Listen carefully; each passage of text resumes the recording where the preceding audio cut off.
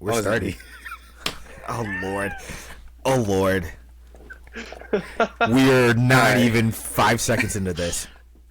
Let's go. We can edit this. No, it's staying in. It's staying in. Like the last Okay. How's it going, guys? My name is Gabe with my co-host Goddard. How you guys and doing then today we have Matt Blalock without a Y, because our AI machine misspelled his name. So we invited him to kind of talk about, are the pregame versus Liberty, and then kind of go from there, and I'll have Goddard take up from there. Oh, Jesus. Oh, wow. Wow. Okay. You are such a... We'll work on that. That was a good intro. No, that was a good intro. What a presenter. Yes, I know. Yeah. I now need to get, like, buttons for us. Just buttons that I hit. Or we have a producer in the back. Hit the buttons. Herzl did. Herzl had it. Yeah, that's true. That's true. Yes, yeah. So we're excited to have Matt on. We'll chat with Matt here in a second, but we also want to remind everybody to make sure that they subscribe to the YouTube channel, like and share the video, and leave your comments for us. We do read the comments, and we would love to be able to answer them on the show. Secondly, before we move on, merch. We got merch. Check it out. Head to SouthsideFCKC.com. Click on shop, and you will be able to see all our merch. I feel like we're at the point where I might need to run a sale just to let people know, hey, thank you, and we'll sort that out. But 95% right now. 95%. It ain't gonna be that cheap. Like it ain't gonna be that cheap, but we'll talk about that later. Anyways, we are getting off course here, but we are excited to have Matt Blalock with us. We appreciate you coming on and being the first player on the podcast. How does that feel? Fantastic. You're making history. Now you got to let the team know, like, hey, I was the first. I'm the greatest. I'm the best, right? I'm so much more special than you all. Getting Messi's jersey and then on the podcast first. Yep, exactly. He's on the bigger and better things. I saw Messi got kicked yesterday, and there's a full-on brawl, so we'll have to be ready for that. Yeah, there might be a case of a bench clearing. So the question is, who's coming to your defense first on that bench clearing? Probably Hudson. Okay. Not Todd. I can see that. Not Trey. Nah, Trey said he'll talk, but when it comes to actually fighting, he's not gonna do it. Yeah, respect. He's got to have a line somewhere, right? No. I can rely on him. You can't talk game. Not fight. Yeah, you can't talk game and then go tuck your tail and go. Oh yeah, Tony would back me up as well. That's true. That's true. Well, I mean, we saw it on a few occasions last year. I mean, he got up quick, and you're like, ooh, he's coming like a charging bull. Like, let me back up now. Let me back up. Okay. Well, why don't we kind of learn a little bit about you and your playing history up until coming and joining Southside. So, where did your love for soccer come in, and how did you get started? Well, I've been playing soccer since I was 3, so pretty much since I could remember. I started out in Arizona. I played for the Barcelona team out there. We were a lot worse than what they are now. Okay. And then I moved to Kansas, and I played for Sporting Blue Valley for a little bit, and then I finished my club career at Fusion FC. High school, I went to Blue Valley Southwest, and we won 3 years in a row there. Started a dynasty there. It was pretty fun. And then I went to college at Baker University for a couple of years. That was pretty fun. I had some of my Fusion guys going there. Ooh, so okay. It was Very nice. Kind of like a family there. And then my last college was Lee University out in Tennessee. Okay. Very nice. So when growing up, what was that first position that you started playing? I was a striker because I could kick it the hardest. Okay. And how long were you a striker before you realized this is not going to work out? Uh, Probably till I was 13 when I had a coach say, "Yeah, you're tall. We're gonna put you at center back." And it's just been at the back ever since, huh? Yeah, just stuck. Okay. Would you say that you had a lot of fun at striker, or do you have more fun now playing at in the back as a center back? Scoring goals is pretty fun. I might go on a couple center back skill runs this season. But, Only when the timing makes sense, right?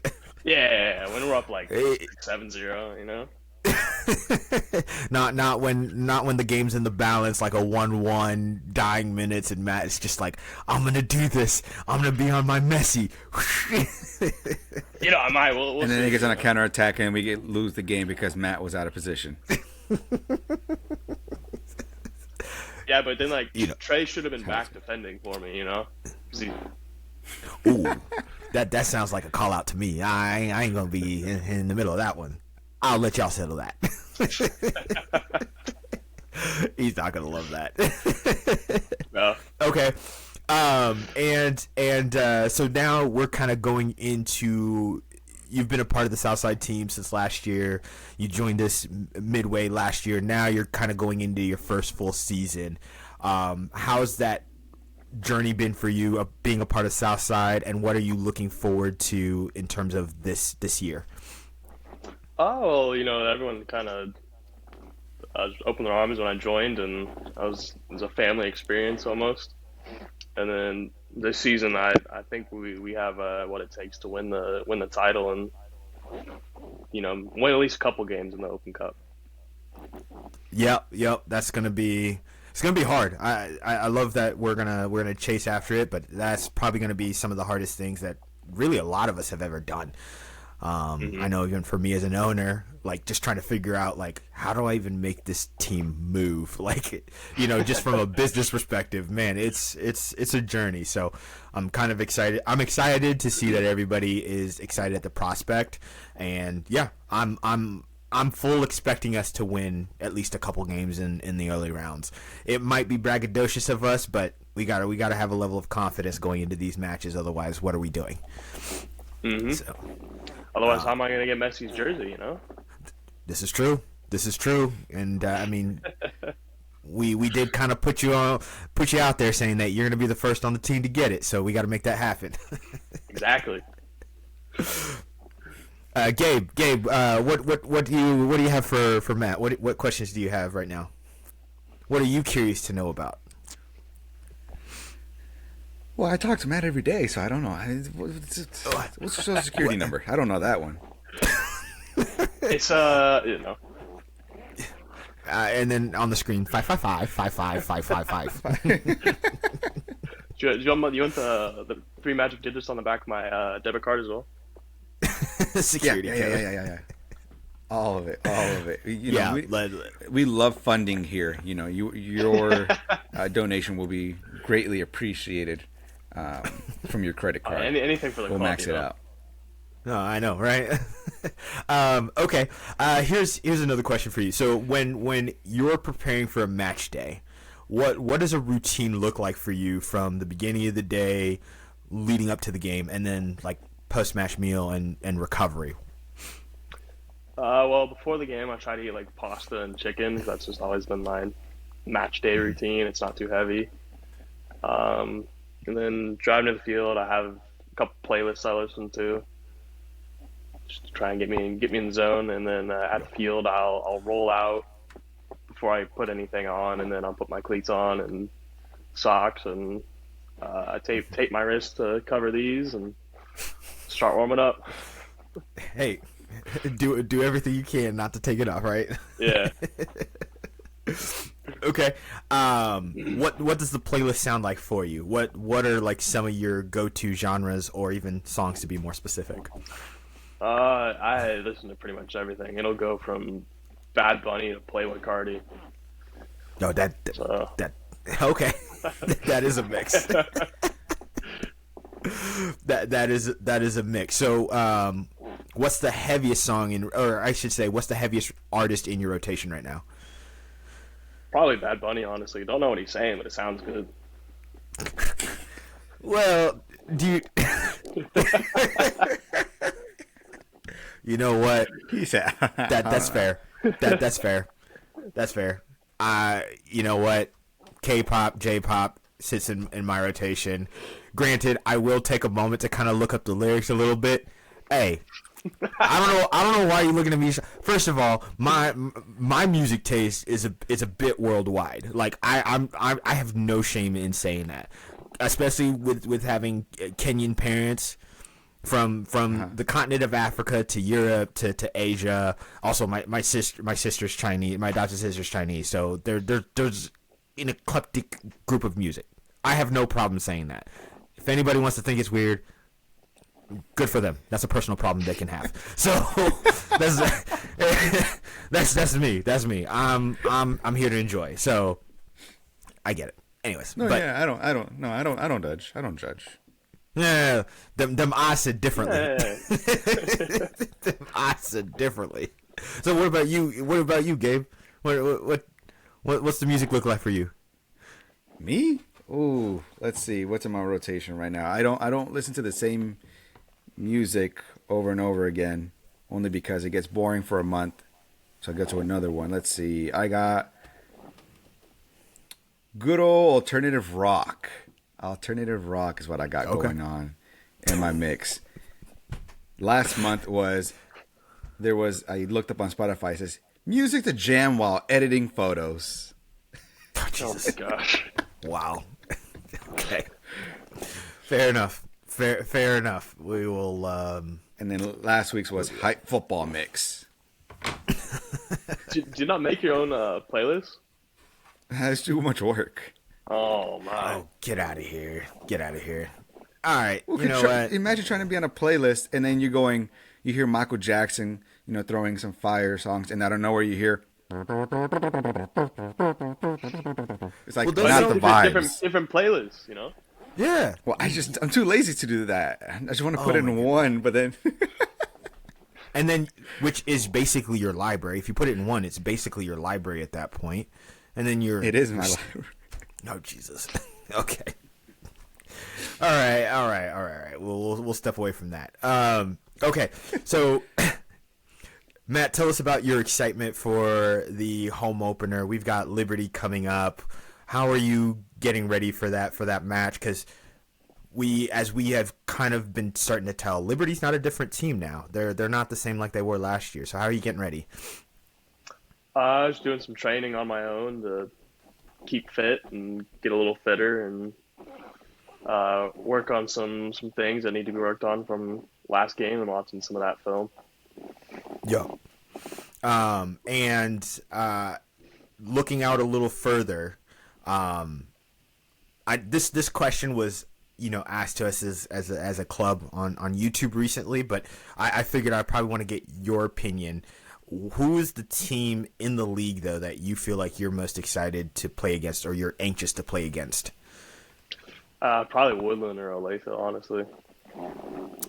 Yeah, those would be the two teams for and I wish we had recordings of those games, but those games were a bit feisty, especially that Olathe game. So we'll definitely have to be on our toes. Yeah. Matt. No love lost. Level head. No love lost, but I need a level head. I need a level head. Okay. I'm gonna say that. Hey, you don't have to worry about me. I don't really do anything. But that's true. Tony will step in for you. Yeah. I'll start it, and then Tony's got me. Yeah, that's true. Okay, so I guess it's since we don't have. I know Liberty has really changed their roster, but I know that we don't have a ton of footage for them. So I guess the question would be, and this might be more of a Gabe question, what are we trying to do tactically to kind of clean up maybe even some of the mistakes from last week? Because I know that we had a couple of weird moments that kind of turned into goals. A couple clear opportunities that we gave away to Antioch. So what are some things that we're going to try to do as a team to clean those up going into Liberty? Yeah, so kind of like what I said in the last podcast, it was more of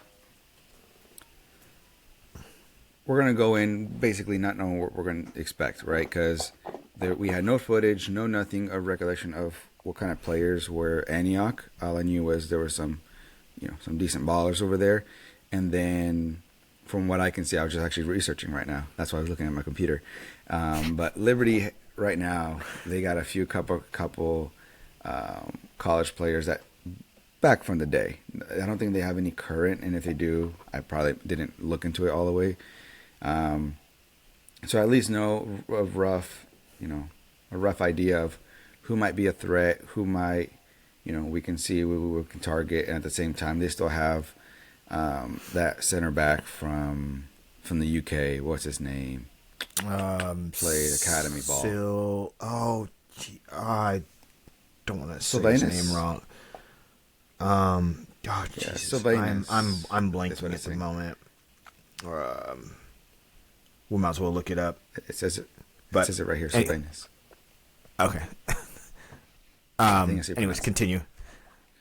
But in general, though, we won't know what to expect for them. But really, it's going to be if you watch the first half, or especially if you watch the first 4 minutes.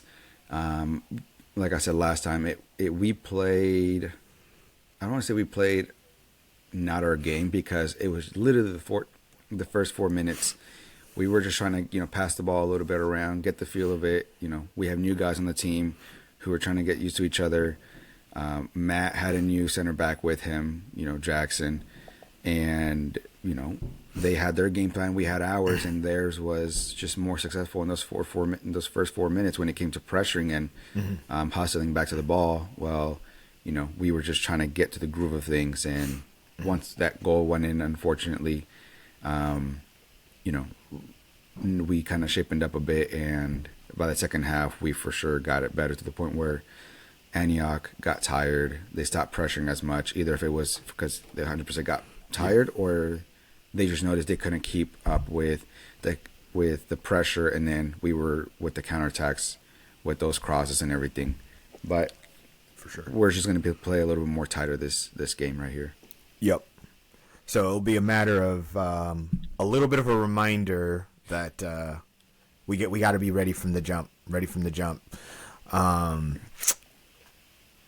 Let's see here. Okay, so Matt, what's that like when you get partnered with a new center back pairing, or a new person that's playing next to you? How do you guys work out the communication because especially when you haven't played games together and you're still learning each other, how do you work on that communication and making sure that you have a tight unit, not only between the both of you, but the entire back line as well? Well, like with Jackson, for example, I trust him because he's a good player. When I saw him practices, we still need to learn each other's game. Like me and Hudson, we know each other's strengths and all that. But yeah, me and Jackson still need to figure that out, and how we can be a good partnership. Mm-hmm. And how well do you feel like I know that you obviously mentioned that he's a good player, a really good player. How well truly has he slotted in to really help continue to give us depth in, not only in the center back position, but in the defense? I think he slotted in pretty well. If some random person came to the game, they couldn't just be like, yeah, he's brand new to the team. I think he fit in first game really well. Perfect. Awesome. Yeah, we're excited to see him play, and I think he had some great minutes, obviously, to start the season, and hopefully the crowd will welcome him with open arms for his first home game, those debut minutes. Quite a few players will probably get their home debut minutes, so this will be an exciting one, especially with a new Liberty that we know very little about, just because there's not enough tape, but we know that they've improved. So, okay. Anyways, Gabe, do you have any final thoughts in terms of? Oh, actually, not even necessarily final thoughts. We probably should just kind of prep people for what to expect when coming to the home match. So maybe things to remember to bring. What are some of those things that fans should remember to bring and do? A lawn chair. Yes. Important. Number one thing. And we, man, I mean, thank you to Jackson County for allowing us to play at a park, but it's been difficult. Like, trying to get some of the resources to make things easier for fans has been difficult. And then you go across the street to, like, Avila, and they're like, yeah, we'll charge you quite a bit of money. Grandview's like, we'll charge you quite a bit of money. And we're like, oh, lovely. Like, we'll be back. Yeah, so like, the more support we get, the more support we get from you guys, the more we can play in a nicer facility. I'll say that.